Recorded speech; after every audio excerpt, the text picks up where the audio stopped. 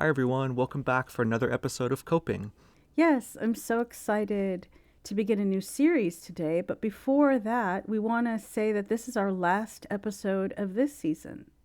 That's right. This is the end of season 3. We've had 3 great seasons of Coping. Kathy, thank you so much for joining me this last season. It's been really fun to have this time to talk with you every month. It's been really nice. It has been. So this season, to recap what we've done, is we've taken listeners through some of the retreats and journeys that our community has been through. So we began talking about fear and anxiety and some tools for that. In the spring, if you recall, we just finished up this series on grief and loss. And we hope that's been really beneficial. And we're now in the midst of a season where we're learning about a very important topic, rest. That's right. Man, we've covered so much this year. As we launch into this new series and a new season starting next month, when we think about the word rest, what are some of the ideas that come to mind for you, Kathy? Yes, so I think that rest is very complicated. What happens is a lot of times I hear people say, I'm getting my 8 hours sleep. I don't understand why when I wake up in the morning, I'm still so exhausted. And I totally relate to that personally as well. Yeah, and for me, I'd say it's when you lay down to go to sleep at night after a long and busy and exhausting day, and then you can't fall asleep. Clearly, I'm tired, but maybe I'm not just physically tired, that sleep isn't the kind of rest that I'm needing. Maybe there's other kinds of rest that I'm lacking. Yes, and we're so excited to share with you this series on rest. So let's get started.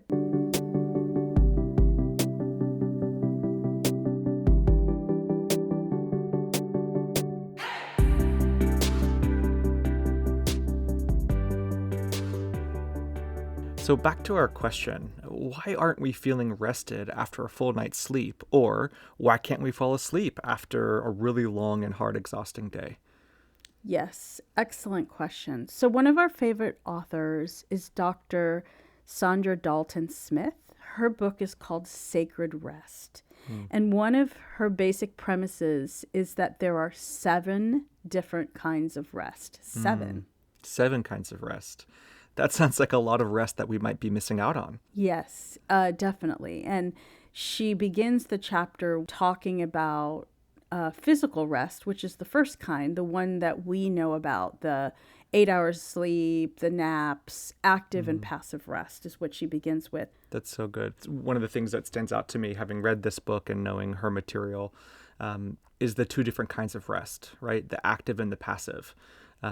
We often think about rest in terms of laying down to sleep, but exercise, going for a run at the end of a long, exhausting day can be rest and rejuvenating as well. Yes, and active rest as well. For those of you who aren't athletic like myself, there are ways, stretching, breathing, and one of my favorites she talks about is taking a bath is actually part of active rest. Oh, that's cool. I never thought about it that way. So what about these other kinds of rest? What's the next kind of rest that she talks about? Yes. So the one that we are just discussing in our recent course right now is mental rest.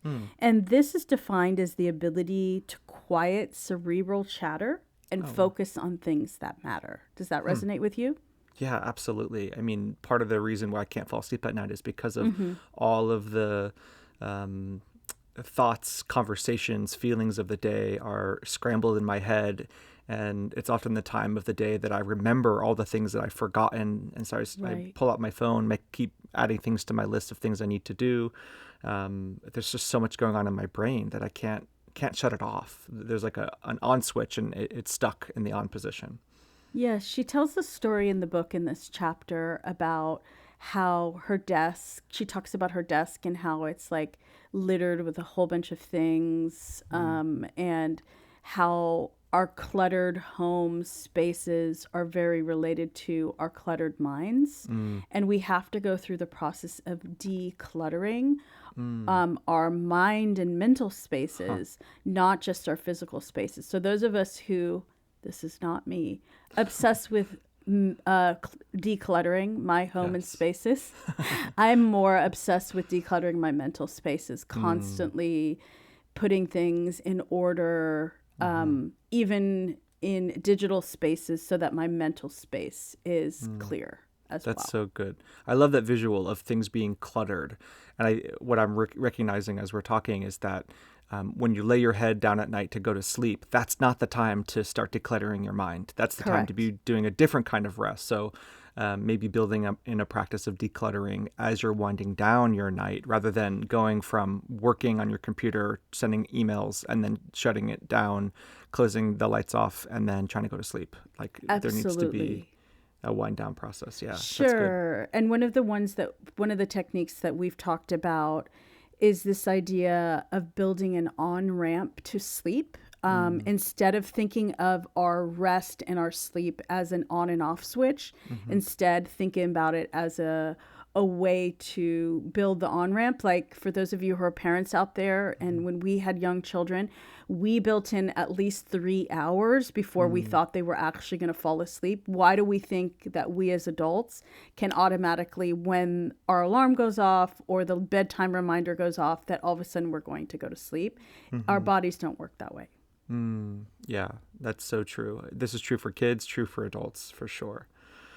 And our next kind of rest is emotional rest. And she describes emotional rest as the freedom to authentically express feelings and eliminate, this is important, people-pleasing behaviors. By show of hands, how many of you listening is guilty of people-pleasing? My hand is raised. This is something that I struggle with a lot, and certainly one of the things that keeps me up at night, thinking about all of my negative interactions during the day and all the things that I could have done to, win somebody over. Emotional rest is definitely needed in my life from all the people pleasing. What else? What other insight do you have about this kind of rest? So she also discusses this idea, and I think you've talked about it before, is that we sort of have an emotional tank of what we can offer. And sometimes when we come in contact with people who are, let's say, challenging, let's say difficult, let's Yes. say a handful, Yes. because of their anxious energy, because of their pain, their emotional issues, they require a lot of a lot of our emotional investment. And if we find ourselves in places with these types of people often, we are draining our emotional energy, and not having the correct boundaries is what's making our emotional rest tanks deplete very, very quickly. Yeah, definitely. That's so true. And what I'm learning from her work is that a lot of these rest practices are building on one another, so that if you find yourself stuck in people-pleasing behavior, it's probably because you're exhausted in some of the other areas. And when you begin to practice really good physical rest, better mental rest, then this emotional rest becomes a little bit easier, because you have that margin, you have that boundary for yourself to make good decisions and to discern when it is that you're seeking after people pleasing as a way of affirming and making you feel better, getting that endorphin kick, right? Another area that she talks about with emotional rest, I think is key, is related to our self-talk. During this week, we are exploring this idea of how do we talk to ourselves? Are we building ourselves up emotionally? Are we allowing ourselves to feel our feelings? Are we stuffing? In our last grief podcast, remember we talked about the stuffers and the sharers, that whole emotional exchange is very healthy if we're doing that in a healthy way. But if we're not in tune with our emotions, and we're also not giving ourselves permission because we're constantly beating ourselves up, that's also depleting our emotional rest. Yeah, that's so good. What I want to do is jump to one of these other kinds of rest that I think it's very much related to this emotional rest and what you just shared, and that's creative rest. What does she say about creative rest? I love this one. This is one of my favorite ones. And the first time I read the book many years ago, creative rest is really the experience of allowing beauty to inspire awe and to liberate wonder. That's her I love quote. that. To inspire awe and liberate wonder. Well, it sounds beautiful, but if we think about what that looks like in our lives, I know specifically if I think about during the time of COVID, I was really missing being able to be out and see beautiful things and experience beautiful experiences. So concerts, for me, it's live theater. It was very, very difficult to not be able to be in a place that would, places and spaces to evoke the beauty and the art of life. That's so good. And I would say for working professionals who find themselves with those mental writing blocks, or if you're a student and you're just like, if I have to write one more word on one more paper, I think I'm going to die. You probably are in need of creative rest. Those mental blocks that interfere with your ability to work is because you're lacking inspiration and awe. And I know it sounds counterintuitive, but in those times that you're stuck with the work that you have to get done, going and participating in some type of creative rest can be the very thing that unlocks those mental blocks for you. So quite literally getting up from your work, going outside into the natural beauty of the world, going into nature, taking listening to music. Yeah, listening to music, taking a vacation, watching a movie, all of those things can inspire you and spark in you the kind of rest that you're needing. And again, although it's counterintuitive, walking away from your work, it'd be the thing that brings you back to your work much more productive, much more rested and filled, and the ability to complete the tasks that are in front of you. Right. I think one of the things that when we discuss this week, we're going to talk about is what we're consuming. Is that giving us creative rest? Sometimes we are doing it to numb ourselves, or we're like, oh, we need to watch that program because everyone's watching it. But the creative rest, it's very important. Again, like we've saying with all these rests, to be super intentional. Yeah, I think that's such an important point about intentionality, right? There's nothing wrong with scrolling Instagram. There's nothing wrong with watching YouTube. There's nothing wrong with playing video games. It's about setting that as an intentional practice of rest. When you find yourself just scrolling, aimlessly through Instagram, or you just have the TV on in the background, and you're not intentionally using it as a practice of rest, it can be numbing. And then you're really not doing anything intentional. You're not really filling up your tank. You're just numbing yourself from all the exhaustion of the day, and it's not going to have the benefit that's intended. So I think everything in moderation, but also everything with intention too. Right? Correct. Yes, for sure. And that brings me we talk about YouTube, Instagram. She mentions another kind of rest. Let's talk about that. And so the opportunity to downgrade the endless onslaught of sensory input received from electronics, fragrances, and background noise. As you mentioned, the mindless scrolling. This is called sensory rest. We all know we can benefit from unplugging. What do you think about that? Yeah, for sure. We live in such an oversensitized world, from our cell phones in our pockets, our Apple Watches on our wrist, the TVs that are on, 24/7 in our room, the news that goes 24/7, all of the alerts that we're getting. Working in the hospital, this is especially true. I talk to the staff often about how, you sit at a computer all day documenting, but then you have the IV pump that's beeping, you have the codes that are being called overhead, you have your Avaya phone that's ringing with the doctor that needs to put in orders. You hear the helicopter landing, you have the ambulances that are sirens are going off down the street. There's just so much sensory overload in the hospital setting. I think this is true in many workplaces. And then when you go on your break to take a break, what do? You open up your phone and you scroll Instagram. You're there being hit by this blue screen off your phone. And no wonder we're feeling so exhausted. We have all of this sensory, all of our senses being triggered throughout the entire day. And then as a break, we do more things that are heightening our sensory receptors. So I think of all of the rest practices, this sensory rest is the one that has been most transformative for me. Right. What she says here is what we really need to do is get back to the minimal, the basics. Not the minimal, the basics. Let's get back to the basics. What does that mean? That means that we have 5 senses. They're now completely overloaded 24/7. And so some of the practices related to sensory rest are not just, turning off notifications or putting on screen time on your phones or powering down your phone at night. Those are all excellent.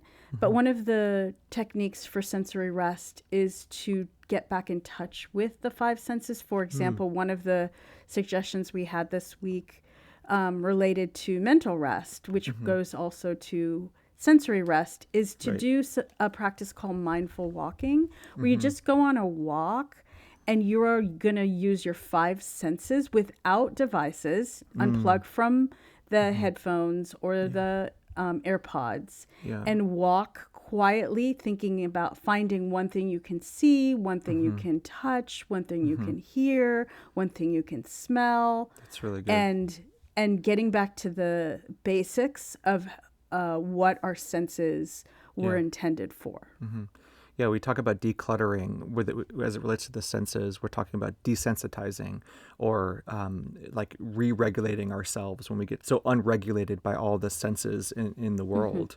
And I think there's something to say about the organic senses, the things that come from nature, versus the electronic manufactured senses that are triggering us. Absolutely. Our body needs to be regulated to those organic senses, those organic sensory output, as opposed to how we are typically regulated is by all these manufactured senses. Yes, this is a huge one. This is a big one, technology.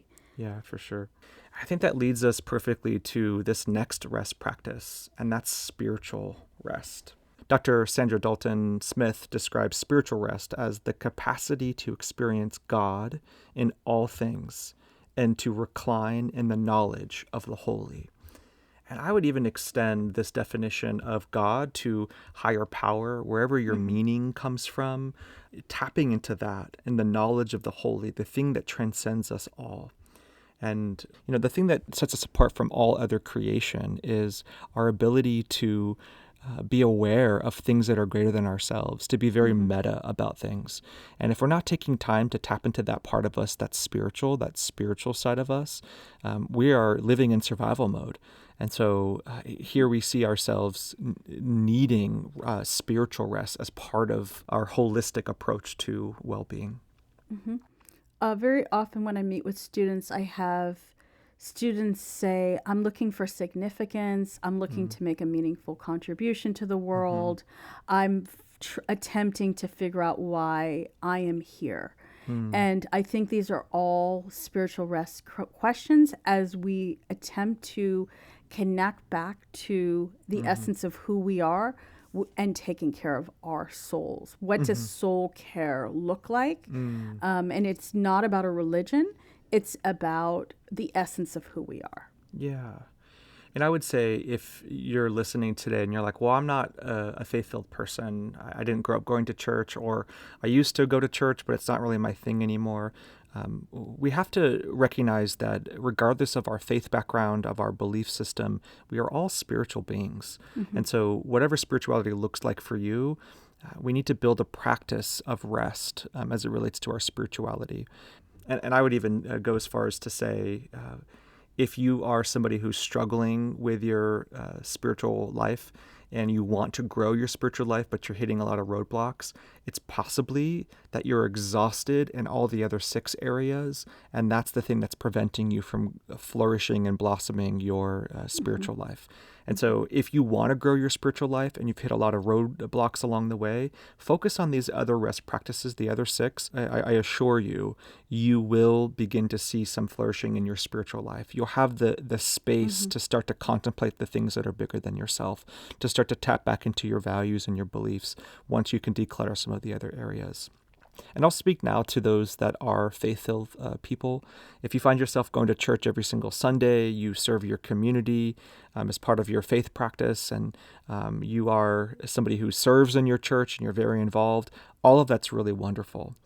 But I want you to feel the challenge of asking yourself if those practices of your faith, of your spirituality, are giving you rest.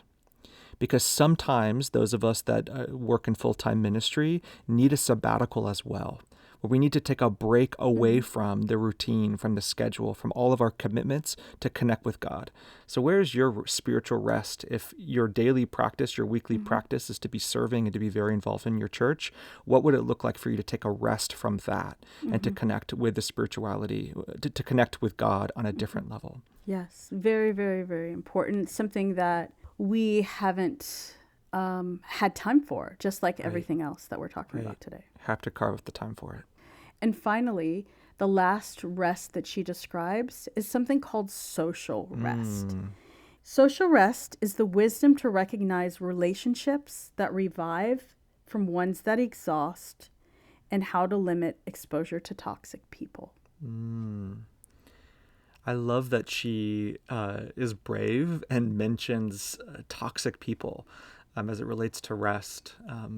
I struggled at first with this idea of calling out toxic people. We're supposed to be loving and understanding and, love our enemies and all of that. But I think as I've grown in my spirituality, I've recognized that it takes a certain level of faith to have the discernment to recognize who in your life is a toxic person. And what I mean by toxic is that there's somebody that's going to be draining you. If you are not preparing ahead of time for those kinds of interactions with people who are toxic in your life, you're not able to support them. You're not able to serve them and to be present to them. If you are clumping everybody in your life together as the same person in the same interaction, you're not going to be able to meet them where they're at with what the needs that they have that they're presenting to you. And so in faith, we discern the different kinds of people in our life, the different kinds of relationships that we have. And when we recognize toxic people that we have to interact with because of work or they're in our families, limiting those interactions or being mindful of them as we go into them. We've talked about attentive awareness in the past. Having that pre-attentive awareness is going to be so important to maintain our stores of rest, but also to be present to them, to be able to show up for those people when we have to as well. I have two comments about that. I think it's very crucial what you said as a person of faith. The very famous pair that has written the Boundaries series, Cloud and Townsend, have a book called Safe People. I think this is key because they address this ongoing issue for people of faith who have a hard time saying, oh, this person is toxic, where we're taught that everybody is good or we should treat everyone fairly. So that it's an excellent resource. Safe People, Cloud and Townsend, look it up.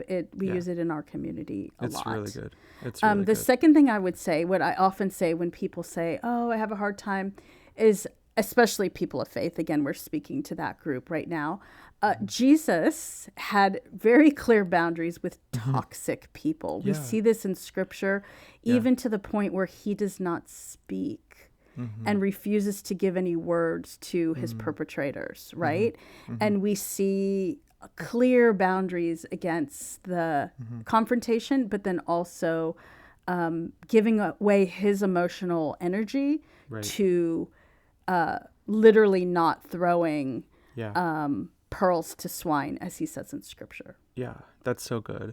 And what I really like about Dr. Saundra Dalton's definition within this chapter, this type of rest, she talks about toxic people as we're describing, but she also uses this other term. She describes energy vampires. And I love that so much because I feel like even if the people in your life are not toxic, but they are the people who are mostly taking rather than giving, even that awareness can be really important. So when you're on the way home on your commute after a really long, busy day, maybe not call the energy vampire. Maybe you call the energy vampire on the weekend where you're feeling filled and you enjoy the fun that they can be. But maybe they're not the person you call when your energy stores are low, right? I want to know what the Halloween costume for that looks like. Energy vampire? Oh my gosh, I can imagine what that looks like. But I feel like just such an important reminder of these two types of people in our life. Yes, absolutely. Very wise words. Because as we're ending on this last one, it's very key. Our Surgeon General this year, Vivek Murthy, released a report in May. I don't know if you all are familiar, you heard about this. This is a very significant finding. And basically the report says is that there's an epidemic, and he used the word epidemic, of loneliness in our country. And that this is very detrimental not only to the fabric of our nation, but also to the health of people. So the studies have shown that people who do not have connection, do not have community, are lacking social rest. And that is so important for us to try to figure out where are the places where we can be heard, seen, valued, we find belonging, Right. and we find connection. Yeah, that's so important. There is an epidemic of loneliness. I know I have suffered from that at times, even in all the places that I am connected. So I think one big step in well-being and wholeness as it relates to good mental health is all of these rest practices. Yes. And so we've talked about the 7 rest practices. My question is what do we do now? Like, how do we get to the next steps of this?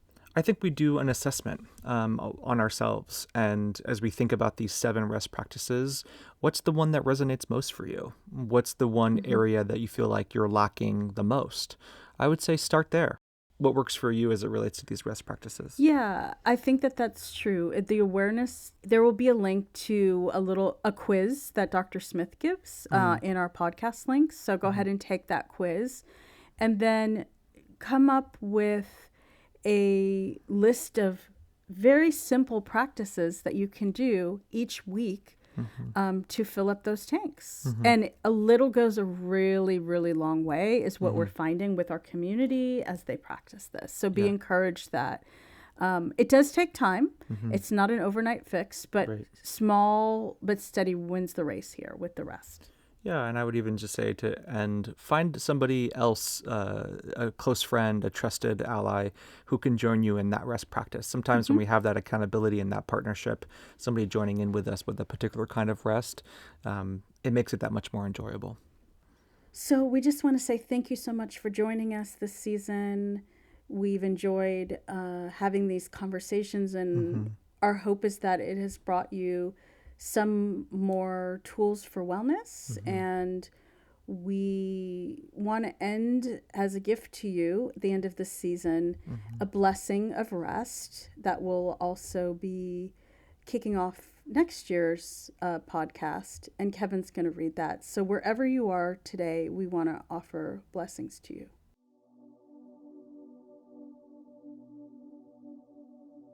This blessing of rest is from author Kate Bowler. O God, again I lie here, awake, too tired, too restless for sleep to come. How will I ever get through tomorrow? O God, bring peace to my mind and body, and blanket me in the heaviness of slumber. Blessed are we, still awake in night's loud darkness, who say, O God, help me. You know the state I'm in. My mind is a runaway train, and my body, it's captive. You know all that troubles me. Take hold of me. Steady the racing of my heart. Breathe fresh comfort through the whole of my being. Wrap me in the secure knowledge of your love. Remind me that tomorrow's worries can wait, because tonight has enough of its own. Blessed are we who wait in the silence, who remember that darkness is not dark to you, who pray, O God, receive me, gather me, strengthen me, sustain me, and free me to tell you everything. Blessed are we who listen in the quiet, for you to breathe life into all that is spent and gone, filling mind and soul and body with hope and the beauty of your peace that passes all understanding, gentle as the dawn. Welcome one sweet thought. Follow it until it grows into genuine gratitude. Rest there.